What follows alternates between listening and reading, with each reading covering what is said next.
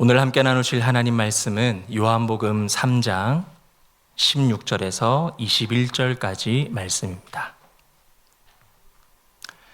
제가 봉독하겠습니다. 요한복음 3장 16절에서 21절입니다. 하나님이 세상을 이처럼 사랑하사 독생자를 주셨으니 이는 그를 믿는 자마다 멸망하지 않고 영생을 얻게 하려 하심이라. 하나님이 그 아들을 세상에 보내신 것은 세상을 심판하려 하심이 아니요 그로 말미암아 세상이 구원을 받게 하려 하심이라. 그를 믿는 자는 심판을 받지 아니하는 것이요 믿지 아니하는 자는 하나님의 독생자의 이름을 믿지 아니하므로 벌써 심판을 받은 것이니라. 그 정죄는 이것이니 곧 빛이 세상에 왔으되 사람들이 자기 행위가 악함으로 빛보다 어둠을 더 사랑한 것이니라. 악을 행하는 자마다 빛을 미워하여 빛으로 오지 아니하나니 이는 그 행위가 드러날까 하며 진리를 따르는 자는 빛으로 오나니 이는 그 행위가 하나님 안에서 행한 것임을 나타내려 함이라 하시니라. 아멘. 우리 옆에 있는 성도님 바라보시면서 하나님은 사랑이십니다 인사 나누시겠습니다. 여러분, 사랑은 무형일까요? 유형일까요? 유치부 아이에게 여러분 가서 한번 질문해 보십시오. 아빠, 엄마 좋아? 라고 물어보면 당연히 고개를 끄덕이겠죠? 왜 좋아? 라고 질문을 하면 그 아이가 대답하겠죠. 우리 아버지, 우리 어머니 나를 낳아 지금까지 고생하시고 앞으로 나의 모든 의식주를 책임지시며 내가 앞으로 20살이 되고 30살이 되어 결혼하기에 이르기까지 절대로 나를 놓지 않으시고 나를 위해 피땀 흘려 하실 분들이기에 나는 좋아합니다 라고 말하지 않겠죠. 조그마한 아이들이 엄마 아빠가 왜 좋을까요? 부모님이니까 그냥 좋아하는 걸까요? 그것이 아니죠. 따르는 것과 좋아하는 것은 좀 다른 문제입니다. 강아지도요, 밥 주고 물 주면 잘 따라요. 어린아이도 좋아하는 데는요, 분명한 이유가 있습니다. 그냥 엄마 아빠라서 좋아하는 것이 아니죠. 그런데 그 이유가 그렇게 크게 거창하지가 않습니다. 제가 저희 딸이 우리 아빠가 세상에서 최고야 라고 하는 것을 이끌어내는 것은 그렇게 크게 어렵지가 않아요. 편의점을 데려가면 됩니다. 편의점을 데려가서 아무 말도 안 할 테니까 네가 가장 먹고 싶은 거 딱 2개만 골라. 그러면 그 작은 입술에서 우리 아빠 최고야가 나오게 되는 것이죠. 어린아이가 아빠를 좋아하는 이유? 별거 없습니다. 까까를 사주기 때문입니다. 나랑 재밌게 놀아주기 때문이죠. 제가 예전에 저기 부산에서 사역을 할 때요, 이제 전도팀을 만나서 이제 집사님들과 대화를 하다가 어떤 집사님이 이렇게 얘기하는 거예요. 저한테요. 목사님 너무 감동받았어요. 목사님 보면 너무 감동이에요 라고 얘기를 해요. 그래서 우리 성도님들이, 우리 사역자들이 정말 성도님들을 위해서 이렇게 잠 못 자면서 설교 준비하고 말씀을 전해주고 기도해주고 신방해주고 그런 게 너무 감동을 받나 보다라고 생각을 했더니 그게 아니라, 예전에 우리가 추운 날에 밖에서 전도하고 있는데 목사님이 따뜻한 커피 들고 우리 찾아와 주셨잖아요. 그게 너무 감동이다라는 거예요. 성도를 사랑하는데 우리가 정말 많은 일들을 하거든요. 그것보다도 훨씬 더 큰 일들, 더 힘든 일들을 많이 합니다. 성도님들이 우리를 보지 않아서 그렇죠. 그런데 정작 사랑을 느끼는 것은 별것 아닌 커피 한 잔. 사랑은 무형일까요? 유형일까요? 유형입니다. 사랑은 반드시 모양이 있습니다. 사랑은 누군가에게는 까까 모양이고요, 또 누군가에게는 커피 모양이에요. 무슨 말이죠? 아무리 마음 가운데 사랑이 많이 있다고 해도요, 품고 있어도요, 표현하지 않고 전해지지 않으면 소용이 없습니다. 또 사랑은 말만 해도 소용이 없어요. 폭삭 속았수다에서 애순이를 가장 사랑해준 2 존재가 있죠. 보신 분들은 아실 텐데요. 애순이의 외할머니와 애순이의 동네 사람들이에요. 예순이의 외할머니가 왜 사랑을 많이 준 사람이냐? 결정적인 순간에 배를 사라고 평생 동안 모아뒀던 쌈짓돈을 꺼내주거든요. 최고의 사랑이었어요. 예순이 부부가 가장 인생이 밑바닥에서 이제는 더 이상 뒤로 후퇴할 수 없는 지경에 이르렀을 때 할머니가 찾아와 너 어디 고달프냐? 이 한마디 하고 다른 말 하지 않고 주섬주섬해서 다 꺼내줘. 배 사라. 그러면서 그 집이 가세가 확 바뀌어지죠. 그리고 또 한 존재, 동네 사람들입니다. 애순이가 둘째 아들을 잃었을 때 동네 사람들은 사랑한다 구구절절 말하지 않아요. 한마디도 하지 않고 입 꾹 닫고 와서 도와줘요. 애순이가 너무 정신이 없어서 밥도 못하고 있으니 멍한 상태로 멘붕이 오잖아요. 와서 쌀 담아주고 음식 가져와서 부엌 채워주고 아이들 봐주고 남편 붙잡아주고 그 모든 것을 조용하게 옆에서 밑에서 뒤에서 속에서 해줬던 거예요. 그러니 어느 순간 애순이가 힘을 내어 일어나더라고요. 무엇을 먹고요? 그 사랑, 유형의 그 모양의 사랑을 먹고 일어서더라는 것입니다. 사랑은 그 모양을 보여줄 때 느끼는 겁니다. 행동으로, 정성으로, 때로는 내가 가진 어떤 물질로 보여줘야 사랑의 마음이 전달되는 것이죠. 교회도요, 시끌벅적하고 생동감이 넘치는 교회가 있죠. 우리 교회도 그러리라 믿습니다. 좀 단점이 있어요. 그런데 서로 간에 경계가 없습니다. 제가 부산 얘기를 또 해서 죄송한데요. 그런 교회였습니다. 옆집 숟가락 개수까지도 알아요. 여기까지 침범한다고 할 정도로 서로 간의 경계가 너무 없어요. 사역자가 집에서 쉬고 있는데 띵동 눌러요. 누구세요? 하고 문을 열었더니 부장선생님 부부가 덜컥 집으로 들어와요. 그러면서 아무렇지 않게 그냥 와서 또 같이 교제하고 처음엔 적응이 안 됐는데 이미 그렇게 살아가며 신앙생활을 함께 해나가더라는 것이죠. 그런데 좀 불편함은 있어도 사랑이 넘치더라고요. 그곳은 굳이 사랑한다고 서로 얘기를 안 합니다. 그들이 지식적으로 뭔가를 가득한 사람들도 아니고요.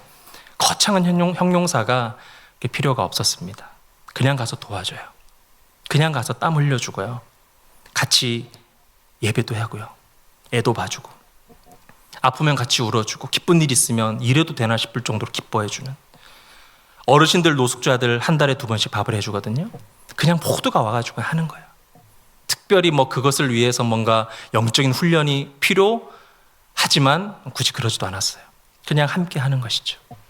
머리 깎아드리고. 사랑은요, 저런 모양이라는 것이 있습니다. 오늘 본문 16절을 보면 하나님이 세상을 이처럼 사랑하셨다 그랬습니다. 여기서 세상이라고 함은 인류 전체를 말하는 것일 수도 있지만 개개인을 지칭하는 말이기도 해요.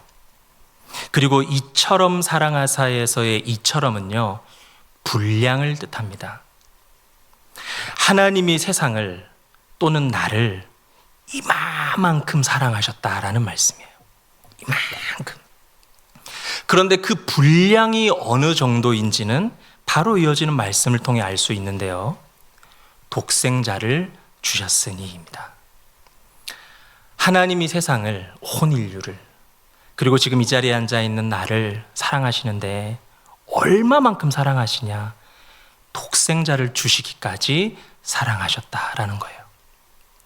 그 독생자가 바로 하나님이 우리를 향한 사랑의 모양입니다.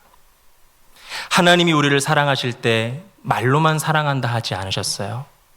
하늘 보좌에 가만히 앉아서 나는 너희를 사랑하노라 말만 하지 않으셨다고요.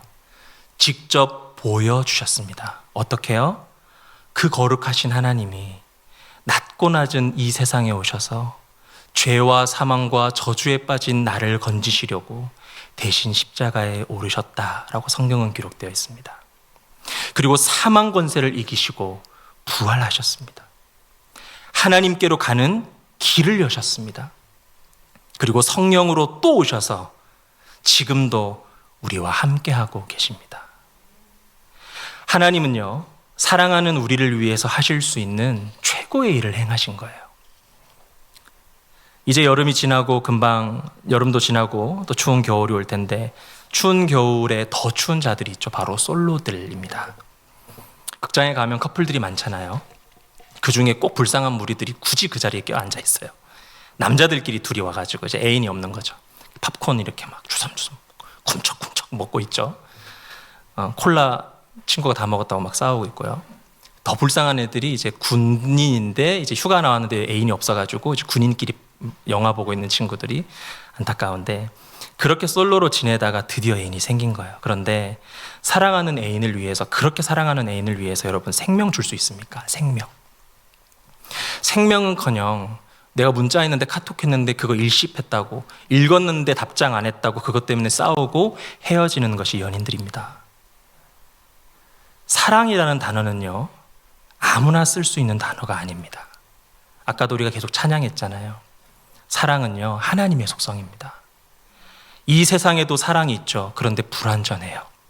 불완전하고 변질되어 버린 이 사랑이라는 단어 하나가 우리 인간이 그것을 무분별하게 사용했을 때 얼마나 많은 사람들을 불행하게 만들었는지 몰라요. 진정한 사랑의 진수는 오직 하나님께로부터만 느낄 수가 있는 것이죠. 하나님은 우리에게 그렇게 진짜 사랑을 보여주셨습니다. 진짜 사랑이란 사랑의 대상과 나를 하나로 생각하는 겁니다. 그래서 하나님은요 사랑을 말로만 사랑한다 하지 않으시고 대신 죽어주셨죠. 그것은 우리가 해야 될 일이었어요. 하지만 그분이 대신 담당해 주셨습니다. 스가랴 2장 8절 말씀을 보면 너희를 범하는 자는 그의 눈동자를 범하는 자다 이렇게 말합니다. 하나님은 당신의 자녀들을 자신과 같이 그만큼 사랑하셨다라는 거예요. 그래서 하나님이 사랑을 강조하실 때 이웃 사랑하기를 너희가 내 몸과 같이 하라 라고 말씀하셨나 봐요. 사랑이란 그런 것입니다. 그것이 진짜 사랑이죠. 나사로가 죽었어요. 그래서 그 두 여동생이 막 슬퍼하고 동네 사람들이 슬퍼서 울고 있는데 예수님이 그 모습을 보시고 어떤 행동을 하십니다. 요한복음 11장 33절에서 35절을 보면 예수께서 그가 우는 것과 또 함께 온 유대인들이 우는 것을 보시고 심령의 비통이 여기시고 불쌍히 여기사 이르시되 그를 어디 두었느냐 이르되 주여 와서 보옵소서 하니 예수께서 눈물을 흘리시더라. 단순하게 우리 사람이 어떠한 사람이 죽었을 때 가서 슬퍼 흐느끼며 우는 정도의 수준이 아니라 예수님은 하나님이시기에 그들이 지금 죄와 사망과 저주 가운데 빠져 그 죽음의 그 늪에 어찌할 줄 몰라 죽음으로 인해 고통당하고 있는 모습을 보시며 그것을 보시며 눈물 흘리시고 슬퍼하고 계시는 장면입니다. 하나님은 내 사랑하는 자녀들이 죄와 저주와 사망 가운데 놓인 것을 이처럼 너무나 슬퍼하셨습니다. 자녀들의 아픔을 보시고 주님도 우시고요.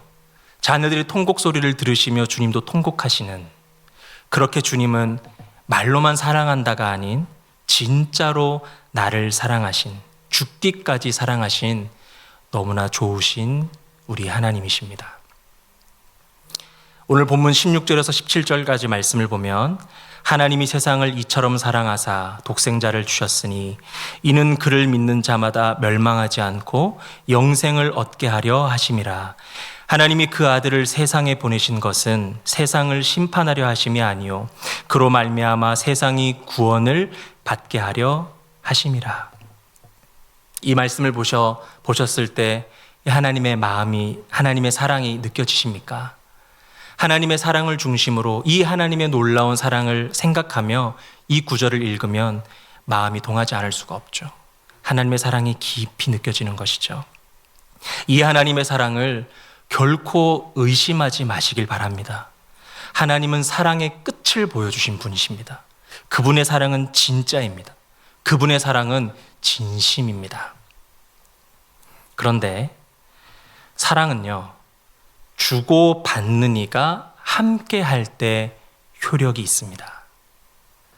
한쪽에서 아무리 사랑을 보여줘도 받는 자에게 어떠한 문제가 있어서 그 사랑을 받아들이지 못하면 효력을 얻지 못합니다.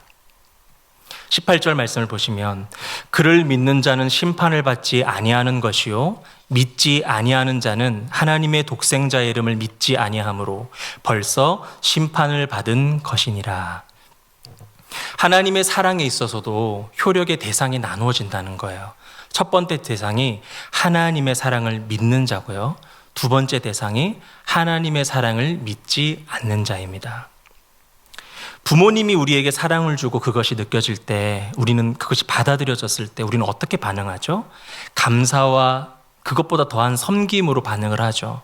그런데 하나님의 사랑이 우리에게 다가왔을 때는 물론 감사와 섬김으로 반응하죠. 그러나 성경은 그것 이상의 분명한 요구가 있습니다. 바로 믿음입니다. 하나님의 사랑을 믿는 자가 되어야 한다라는 거예요. 그렇다면 하나님의 사랑을 믿는 자는 어떤 자입니까? 첫 번째, 사랑의 모양을 누리는 자입니다. 중요한 부분인데요. 하나님이 나를 사랑하셔서 독생자 아들을 내어주셨다, 나는 그것을 믿는다의 고백은 너무나 중요한 고백이지만 그것에 그냥 머물러서는 안 됩니다. 그냥 머물러 있는 것은 하나님이 보여주신 이 사랑이 우리의 머리나 어떤 지식으로 끝나버릴 수 있는 확률이 상당히 높습니다. 내가 그 사랑의 모양을 깊이 누려야 하는 것이죠. 어린이에게 사랑은요, 까까 모양입니다. 우리에게 하나님의 사랑의 모양은 어떤 모양입니까? 예수 그리스도의 모양입니다. 하나님의 극진하신 사랑은 예수 그리스도를 통해서 우리에게 보여진 것이죠. 그러므로 하나님의 사랑을 깊이 누리기 위해서는 하나님의 사랑의 모양인 그 예수 그리스도를 깊이 알아가야 합니다. 그것으로부터 사랑에 대한 믿음이 생기는 것이죠. 우리가 항상 예수님이 나를 위해 죽으셨어요, 나를 위해 부활하셨어요, 우리는 예수님 믿으면 천국 가요 듣고 보고 배웠지만, 그렇다면 왜 예수인가? 그분이 왜 그리스도이신가?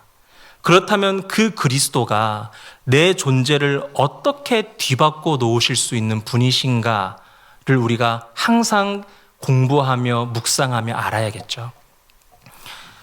창세기 1장 1절, 천지를 하나님이 창조하셨습니다. 창세기 2장 17절에 사람을 창조하셨습니다. 어떻게요?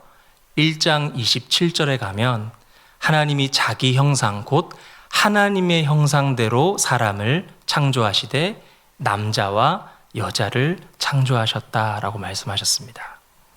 하나님의 형상대로 창조되었다는 것은 무엇을 말합니까? 우리를 영적인 존재로 창조하셨다라는 거예요. 물론 하나님의 지정의까지 더 포괄적인 의미도 있지만 기본적으로 우리는 하나님을 닮은 영적인 존재입니다. 그것뿐만이 아니라 28절에 가면 정복하고 다스림의 축복을 주시죠. 엄청난 누림의 축복을 주십니다. 이것이 원래 인간의 상태예요. 정말 최고의 축복된 존재였습니다. 그래서 나무는 땅 속에, 새는 하늘을 날도록, 물고기는 물 속에 살듯이 인간은 하나님 안에 있을 때 행복하게 창조된 것을 우리는 이해할 수 있죠. 그러나 인간에게 세 가지의 문제가 찾아옵니다. 창세기 3장 1절부터 5절을 보면 마귀가 인간을 유혹하죠. 그리고 6절에 가서 인간은 죄로 인해 불신앙하게 됩니다. 그리고 24절에 가서 결국 하나님을 떠나게 됩니다. 이것을 우리가 얘기하는 원죄라고 합니다. 근본적인 문제이죠. 이 하나님을 떠난 문제로부터 인간의 모든 문제들이 찾아오기 시작합니다. 그 문제들의 열매와 결과가 어떤 것인지는 여러분들이 잘 알고 계실 거예요. 뉴스만 틀어도 나옵니다. 수많은 인간의 문제들이 이 세상을 어둠으로 만들었습니다. 그 모든 문제들이 이 마귀의 문제, 죄의 문제, 하나님을 떠남의 문제로 우리에게 찾아오게 되었죠. 그래서 아무리 다시 하나님께로 가려 해도 사람의 능력으로는 도무지 그 관계를 다시 회복할 수가 없게 되었습니다. 종교를 통해서도, 어떠한 지식이나 철학을 통해서도, 선행을 통해서도 도무지 그분께로 다시 돌아갈 수 없게 되었습니다. 예전에도 한번 제가 말씀드렸지만 개미가 왕국을 거창하게 차려놓고 살아가고 있는데 용암이 흘러오고 있어요. 우리는 그 개미를 어떻게 살릴 수 있을까요? 다른 방법이 없습니다. 내가 개미가 되어서 그 개미들에게 가서 개미의 언어로 말해줘야 합니다. 지금 너희들은 죽음이 오고 있다. 너희는 다 죽은 목숨이다. 빨리 도망가라. 근데 말도 안 되는 이야기잖아요. 사람이 어떻게 개미가 됩니까? 그런데 그렇게 말도 안 되는 일을 하나님이 이루셨다라는 것이죠. 어떤 노력으로도 이 사망과 저주로부터 해방될 수 없고 지옥 갈 수밖에 없는 우리에게도 말도 안 되는 일이 일어났죠. 하나님이 인간의 몸을 입고 내게 찾아오셨습니다. 그분이 이 땅에 오셔서 한 일은 단순히 병 고치고 먹을 것 주는 정도가 아니었습니다. 주님이 오신 것은 그 이상의 엄청난 일들을 이루기 위함이었습니다. 바로 서두에 말씀드린 우리 인간의 근본적인 문제, 마귀의 문제, 죄의 문제, 하나님을 떠남의 문제를 명확하게 해결하기 위함이었습니다. 그래서 우리는 예수님을 그리스도다라고 말씀합니다. 그리스도라고 하면 기름 부음 받은 자를 뜻합니다. 구약시대에 기름 부음 받은 자는 세 부류가 있습니다. 왕과 제사장과 선지자입니다. 왕은 힘과 능력과 권세의 존재고요. 제사장은 죄 문제를 해결하는 제사를 담당하는 자였고, 선지자는 하나님의 계시를 백성들에게 전해서 백성들을 하나님과 연결시켜주는 일을 한 사람입니다. 예수가 왜 그리스도냐? 그분이 우리에게 찾아오셔서 왕과 제사장과 선지자의 일을 이루어 주셨기 때문입니다. 왕으로 오셔서 마귀로부터의 문제를 해결해 주셨습니다. 요한일서 3장 8절을 보시면 죄를 짓는 자는 마귀에게 속하나니 마귀는 처음부터 범죄함이라. 하나님의 아들이 나타나신 것은 마귀의 일을 멸하려 하심이라. 그리스도께서는 제사장으로 오셔서 우리의 죄 문제를 해결해 주셨습니다. 로마서 8장 2절에 이는 그리스도 예수 안에 있는 생명의 성령의 법이 죄와 사망의 법에서 너를 해방하였음이라. 예수님께서 그리스도로 오셔서 선지자로 오셔서 하나님을 떠난 우리에게 하나님께로 가는 길을 열어주셨습니다. 요한복음 14장 6절에 예수께서 이르시되 내가 곧 길이요 진리요 생명이니 나로 말미암지 않고는 아버지께로 올 자가 없느니라. 이렇게 예수님은 우리의 근본 문제를 해결해 주셨습니다. 그리고 그분이 마지막 십자가에서 죽기 전 이 모든 일을 마치고 그래서 아마도 그렇게 말씀하신 것이 아닐까요? 다 이루었다. 그래서 예수님을 우리는 그리스도다라고 부릅니다. 예수님은 우리의 근본 문제를 완전히 해결하셔서 우리의 과거, 현재, 우리의 미래의 문제를 이미 끝내버리신 그리스도 되십니다. 현재 우리 삶에 닥쳐오는 여러 문제들은 이미 모든 문제를 해결하시고 끝내신 그리스도 앞에선 무기력할 겁니다. 그리스도 안에서 우리는 넉넉히 이길 수가 있는 것입니다. 복음 안에 있기에 우리는 무엇을 해도 하나님의 영광을 위해 할 수 있습니다. 복음 안에 있기에 우리는 어떤 시련과 고난이 찾아와도 주님과 함께 다시 일어설 수가 있습니다. 하나님의 우리를 향한 사랑의 모양은 바로 이처럼 예수 그리스도이십니다. 하나님의 사랑의 모양을 그래서 누리시기를 바랍니다. 어떻게요? 이 그리스도를 깊이 알아가심으로, 그리스도를 깊이 묵상하심으로, 그리스도를 체험함으로, 그분을 깊이 만남으로 알아가는 것이죠. 성도님들의 삶 가운데 예수 그리스도를 깊이 만남으로 하나님의 사랑을 깊이 누리시기를 바랍니다. 그래서 하나님만 나를 사랑하는 것 말고 하나님의 사랑을 알겠는데 느끼지 못하는 신앙 말고 하나님도 나를 극진히 사랑하시고 나도 그 하나님의 사랑에 흠뻑 젖어서 감격하는 사랑의 모양을 누리는 우리가 되기를 바랍니다. 이것이 믿음입니다. 또한 하나님의 사랑을 믿는다는 것은 무엇입니까? 두 번째로 끝까지 사랑하는 것입니다. 18절 말씀에 그를 믿는 자는 심판을 받지 아니하는 것이요 믿지 아니하는 자는 하나님의 독생자의 이름을 믿지 아니함으로 벌써 심판을 받은 것이니라. 여기서 믿지 아니하는 자, 예수님을 믿지 않는 자를 포괄하는 말이지만 이 말 안에는 다음과도 같은 말도 의미도 포함되어 있습니다. 끝까지 믿음을 지키지 않는 자.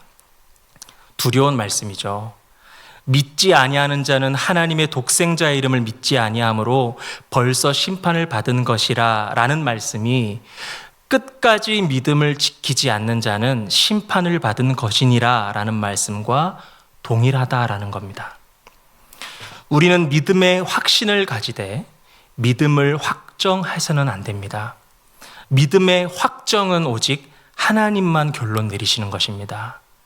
마태복음 10장 22절에 또 너희가 내 이름으로 말미암아 모든 사람에게 미움을 받을 것이나 끝까지 견디는 자는 구원을 얻으리라 말씀하셨는데요. 왜 하나님이 계속 끝까지 지키는 믿음을 강조하는 줄 아십니까? 끝까지 믿음 지키는 자가 드물다라는 얘기입니다. 신앙인들이 많이 하는 말들이 있죠. 저도 예전에 그런 말 많이 했는데 첫사랑을 회복하게 하소서.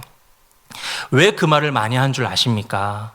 믿음이 변질되는 사람이 대다수라는 얘기입니다. 예전에 교회 화장실에 이런 그림이 그려져 있더라고요. 어떤 사람이 끝까지 예배 처음부터 일찍에 와서 예배를 드렸어요. 거의 99%까지 예배를 드렸어요. 졸지도 않고. 그런데 마지막 1%가 남았는데 너무 배가 아픈 거예요. 그래서 화장실을 갔죠. 근데 그 사이에 주님이 와버리신 거예요. 그래서 예배를 드리는 모든 성도들을 다 데리고 하늘로 올라가시는데 이 사람이 이제 화장실을 끝내고 막 왔는데 자기만 빼놓고 올라가는 것이죠. 주님, 저도 예배 드리고 있었는데 잠깐 배가 아파서 이미 늦었다. 이런 그림이었습니다. 물론 신학적으로 맞지 않습니다. 상당히 의미 있는 그림이라 생각을 해요. 여러분, 하나님을 사랑하되 사랑을 나누되 끝까지 사랑해야 합니다. 제 아내가 그 중학교 시절 때 집회 때 천국과 지옥을 보았거든요. 뭐 여러 내용들이 있어요. 징그러운 내용도 있고 막 그런데 저는 거기에서 그 어떤 징그러운 얘기보다 가장 섬뜩하고 등골이 싸늘한 얘기는 이거였습니다. 지옥에 비해 천국에 사람이 얼마 없다. 저는 이게 너무 큰 두려움이었습니다. 끝까지 사랑하는 자가 되어야 합니다. 말씀 통독을 시작하셨어요? 끝까지 하십시오. 필사, 끝까지. 성경 공부를 시작하셨으면 끝까지. 컵라면 많이 사놨거든요. 끝까지 하시면 됩니다. 기도를 시작하셨다면 끝까지 하시고요. 헌금하기로 작정하셨으면 중간에 액수 계산하지 마시고 주님의 나라와 영광을 위해 끝까지 헌금하시고 하나님이 그 마음을 기쁘게 여기시고 결승점까지 인도하실 겁니다. 이처럼 하나님의 사랑을 믿는 자는 구원을 얻게 되지만 하나님의 사랑을 믿지 않는 자는 이미 심판을 받은 자라고 말하는데 하나님이 이것을 말씀하심은 하나님의 이 완전한 사랑을 믿지 못하고 그 사랑 안에 거하려 하지 않는 영혼들이 존재한다라는 것이죠. 성경은 하나님의 사랑을 믿지 않는 자에 대해 이렇게 선언합니다. 19절 말씀에 그 정죄는 이것이니 곧 빛이 세상에 왔으되 사람들이 자기 행위가 악함으로 빛보다 어둠을 더 사랑한 것이니라. 첫 번째, 그들은 어둠을 빛보다 사랑하는 존재들입니다. 단순히 어둠 속에 있었다라는 것이 아니라 중요한 포인트는 의도적으로 어둠을 선택했다. 이것이 중요합니다. 하나님은 구원의 기회로 빛 예수 그리스도를 보내셨지만 그들은 그 빛을 거절합니다. 그리고 어둠을 택합니다. 빛이 없었기 때문이 아니라 빛을 거절하고 어둠을 선택한 것이죠. 이것이 하나님 보시기에 정죄의 이유다라고 성경은 명확하게 이야기하고 있습니다. 이런 사람을 믿지 않는 자로 선언하고 있는 것이죠. 아담과 하와 이야기를 들으면 우리가 항상 이런 생각을 하게 되죠. 나랑 상관없잖아요. 벌써 언제적 이야기인지도 모르는 그 먼 옛날에 그들이 하나님의 선악과를 범했다고 왜 우리까지 이런 죄와 사망과 저주의 이러한 고통을 감내해야 되는 것이죠? 라고 생각할 수 있습니다. 그러나 그것은 나랑 상관없는 것이 아니죠. 창세기 3장이 말하는 원죄는 그들이 지은 죄가 아니라 내가 지은 죄입니다. 우리 모두가 죄인이라는 것은 우리가 그들이 지은 죄로 인한 어둠에 우리도 포함되어 있다는 것이 아니라 우리도 나도 의도적으로 어둠을 선택했다라는 것입니다. 범죄에 대한 판결에 있어서도 가장 중요한 것이 의도성이잖아요. 고의적으로 살인했냐 아니면 실수로 살인했냐를 가지고 판결이 될 때도 이게 사형이냐 아니면 과실치사로 형을 줄이느냐의 놀라운 판결의 차이가 있거든요. 성경은 우리 모두를 바라보며 너희 모두가, 심지어 예배 자리에 앉아있는 여기 있는 우리 모두도 의도적으로 어둠을 빛보다 사랑하여 의도적으로 어둠을 택한 자들이다라고 선언하고 있는 겁니다. 이것은 곧 율법 안에서 사형을 의미합니다. 하나님의 사랑, 곧 예수님과의 깊은 사랑의 교제 가운데, 관계 가운데 들어가는 신앙을 위해서 우리는 의도적인 죄를 멈추어야 합니다. 우리가 신앙생활을 하기로 작정하는 순간부터 끊임없는 신앙과 죄악의 갈림길에서 선택의 기로에 서게 됩니다. 그러나 우리는 생각보다 많은 경우를 죄를 선택합니다. 우리 안에 있는 이 죄의 방향성 때문이에요. 우리 안에 있는 쓴뿌리의 죄의 방향성 때문입니다. 지향성 때문입니다. 우리는 이러한 것들을 놓고 기도해야 되는 것이죠. 어떤 것을 놓고 기도합니까? 이런 것들을 놓고 기도하는 것이죠. 주님, 먼저 우리의 방향이, 우리의 지향이 그의 나라와 의를 구하게 하옵소서. 내 욕심과 내 목적에 하나님을 두는 것이 아니라 이 모든 방향이 그의 나라와 의를 향하게 하옵소서. 먼저가 다른 의미도 있겠지만 저는 이것으로 제 마음을 확 찔렀습니다. 주님, 먼저 그의 나라와 의를 구하게 하옵소서. 내 모든 영적인 의도가 선한 것이 되게 하시고 주님만 선택하게 하소서. 사랑을 믿지 않는 자는 또 성경은 어떻게 선언하고 있습니까? 두 번째로 그들은 빛을 미워한다 그랬습니다. 20절 말씀에 악을 행하는 자마다 빛을 미워하여 빛으로 오지 아니하나니 이는 그 행위가 드러날까 하며, 하나님이 사랑을 보여주셨음에도 그것을 거부합니다. 왜요? 그 사랑의 빛 앞에 어두운 내 죄악이 드러나는 것이 두렵거든요. 그러니까 그 마음 가운데 자연스럽게 어떤 마음이 올라옵니까? 미운 마음이 올라오는 거예요. 사람의 죄성이 극에 달하면요, 은혜가 땅으로 떨어지면 예배하는 모습, 남이 기도하는 모습, 남이 선을 행하는 모습을 보면요, 미워집니다. 왜요? 나랑 반대되거든요. 어둠과 같은 인간의 죄성은 거룩함과 진리 앞에 낱낱이 벗겨지고 드러나 버리거든요. 부끄러운 거예요. 심지어 그것이 미워지는 거예요. 우리가 되려 죄의 유혹 가운데 더욱 예배하기에 힘쓰고 더욱 말씀과 기도에 전력해야 하는 이유도 사실은 이것입니다. 진하고 깊은 어둠이 빛이 오면 손살같이 달아나듯이 우리가 하나님 앞에 예배할 때, 그 하나님의 거룩한 경건 가운데 들어갈 때 내 안에 더러운 흑암의 세력들은 떠나가는 것입니다. 우리가 간절히 기도하며 말씀 가운데로 나아갈 때 악한 것들은 내 속에 발을 붙일 수가 없게 되는 것입니다. 오늘 제 아내를 두 번이나 얘기하게 되겠는데요.